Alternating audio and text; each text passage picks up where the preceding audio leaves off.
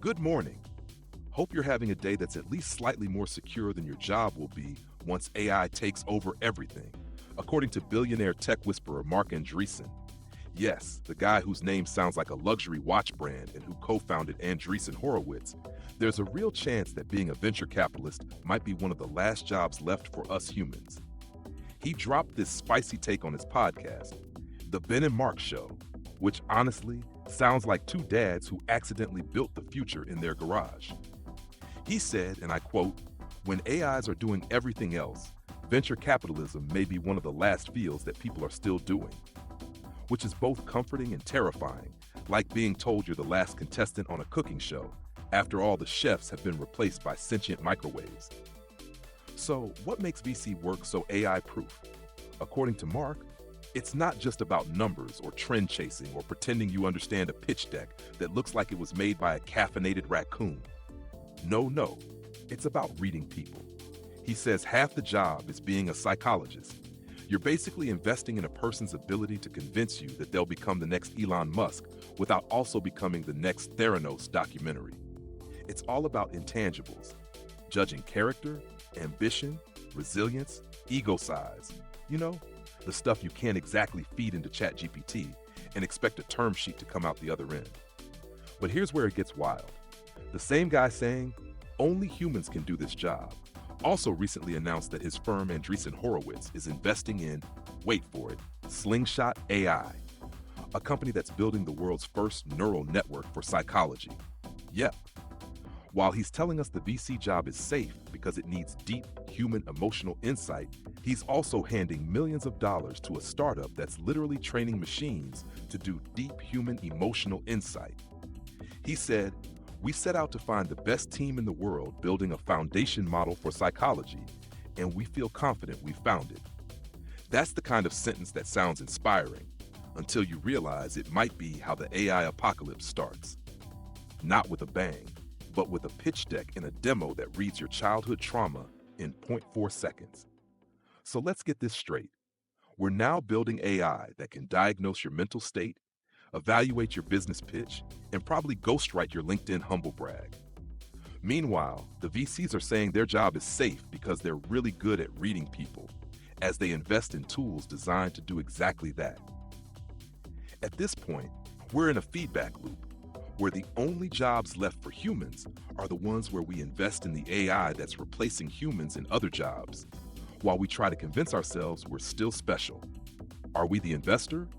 Are we the product? Or are we just training data? Either way, it looks like being human is going to need a pivot strategy pretty soon.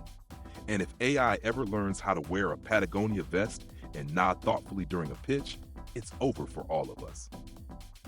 So to recap, venture capital might just be one of the last jobs left standing when AI takes over, because apparently, machines still can't out-negotiate a guy in Allbirds doing psychological warfare over coffee. But while Silicon Valley debates whether AI can spot a nervous founder, the rest of the economy is out here, kind of falling apart. Yup, first time in 3 years. And no, this isn't some weird crypto rug pull or a result of everyone finally canceling Netflix. This is the actual American economy, the thing holding up millions of jobs, businesses, and yes, your cousin's overpriced startup. The GDP dropped by 0.3% in the first quarter. Now you might be thinking, that's not so bad. I've lost more in crypto on a Tuesday. But here's the deal. This wasn't supposed to happen. Most economists expected growth. Instead, we got a good old-fashioned economic faceplant.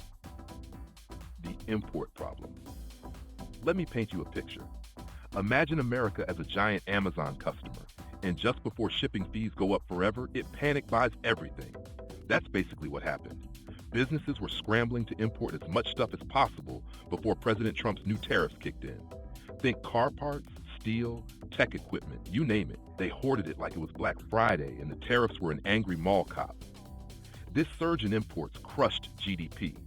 See, GDP subtracts imports to focus on domestic activity. So the more we imported, the worse GDP looked, like bringing in extra groceries and getting penalized for not cooking at home. Economists said this import explosion took a whopping 5 percentage points off GDP, the biggest export-related GDP hit since 1947. Let that sink in. 1947. That's before microwave ovens were a thing, or TikTok, or common sense. But wait, it gets weirder. Despite that headline-grabbing contraction, when you zoom in, the economy wasn't exactly falling apart. Economist Justin Wolfers tweeted, because that's where economists now make public statements apparently, that the report, quote, really isn't that bad. Let's break that down. 456,000 jobs were added so far this year, more than expected. Consumer spending, which powers 2/3 of the U.S. economy, jumped by 0.7% in March alone. Core GDP, a more accurate measure focusing on private investment and consumer spending, actually rose at a 3% rate. So, what gives? How does the economy look amazing on the inside but fall apart on the outside? Like a croissant with the wrong filling? The front-running frenzy. Turns out most of that growth, especially investment, was people, and companies trying to beat the tariff clock. Think buying extra machines, extra parts, filling up warehouses like they were building their own Costco. In fact, 2.2 percentage points of investment growth was just inventory buildup. Translation: they weren't investing in innovation, they were investing in hoarding. And as Wolfers put it, there's not much reason to believe that kind of investment will keep happening in the next quarter. Because the panic's over, the damage is done, and now people are just sitting on mountains of imported stuff. So to sum it all up, AI might steal your job unless you're a venture capitalist with a sixth sense for nervous founders. The US economy just tripped over a shipping container full of pre-tariff panic, and Google might be forced to share its precious data hoard, like a toddler being told to play nice. If that sounds like a weird, slightly chaotic week, that's because it was. But hey, whether you're betting on Slingshot AI, bracing for a recession, or just cheering on DuckDuckGo from the sidelines, one thing's clear: the future isn't just coming, it's panic ordering itself in bulk before tariffs hit. If you enjoyed this breakdown, tap that like button like it's a pre-tariff buy button. Subscribe if you want to stay one step ahead of the algorithms, recessions, and federal antitrust lawsuits. And drop a comment. Which one scares you more, a Google breakup, an economic contraction, or an AI therapist who knows when you're lying? Thanks for watching. I'll see you next time, unless of course I've been replaced by an AI trained entirely on Mark Andreessen tweets.